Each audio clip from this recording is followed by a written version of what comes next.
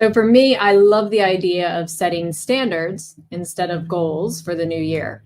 I don't know about you, but for me, resolutions just feel like this rigid set of rules that you have to somehow figure out how not to break for an entire year. When you shift to standards, that creates a flexible framework, something that you can adapt to your individual needs, your lifestyle, your day-to-day circumstances.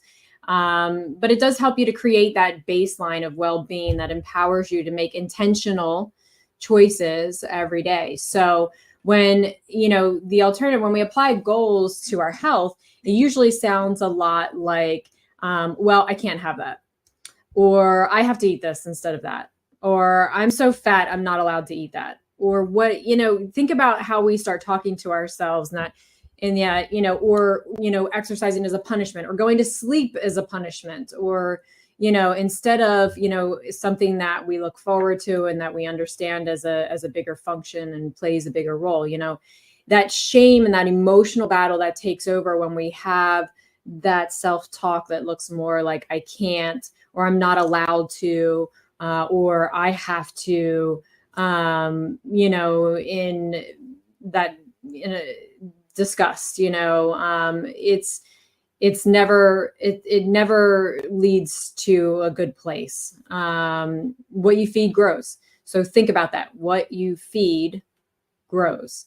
So when you hear yourself say these things, or these thoughts are running through your head, try to be more conscious. What am I saying? Because it really helps to illuminate areas of opportunity. Because it's probably pretty safe to say that feeding shame and anger and disgust is never going to get us to a sustainable long-term impact that hopefully you're looking to make with a New Year's resolution. So, what if instead we had a really clear vision of what we wanted our quality of life to be? So if you knew that absolutely anything in regards to your health was possible, we'll just start with the health bucket.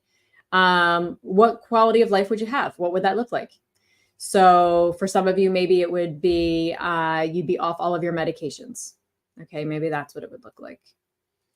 And if you're able to, if you're not driving or close your eyes and take a deep breath in through your nose and just think about that for a minute. Maybe you'd have your annual checkup with your doctor and you'd walk out of there feeling like a rock star instead of just petrified and scared to death. What is he going to say? What is he going to see? What are the lab results going to look like? What does this mean?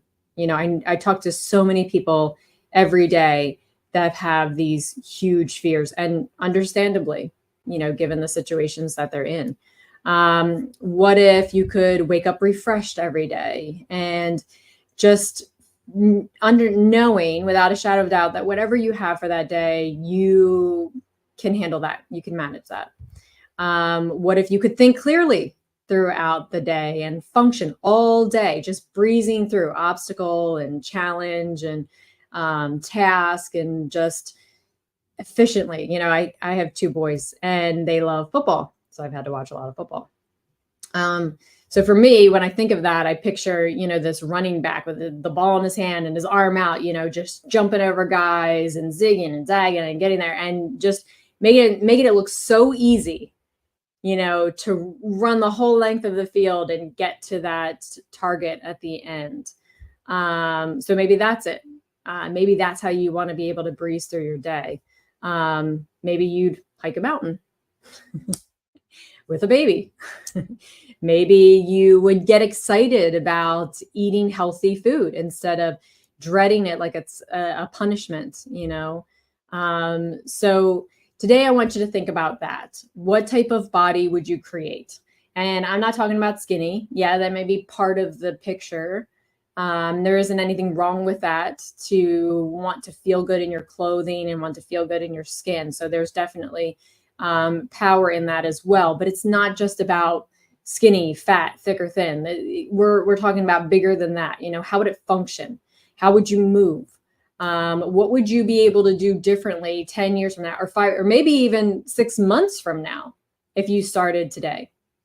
So this is going to be our theme till the end of the year. I'll keep building on this, but before we can set a standard, we need a clear vision. Okay, so daydream a little bit.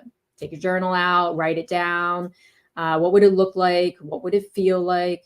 Maybe even what would it taste like? And what would you be able to experience as a result of that? So that's your homework for today.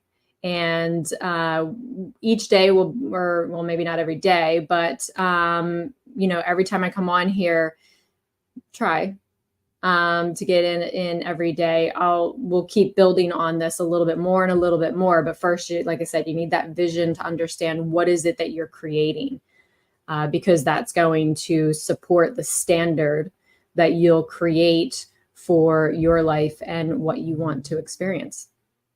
So I'll see you soon.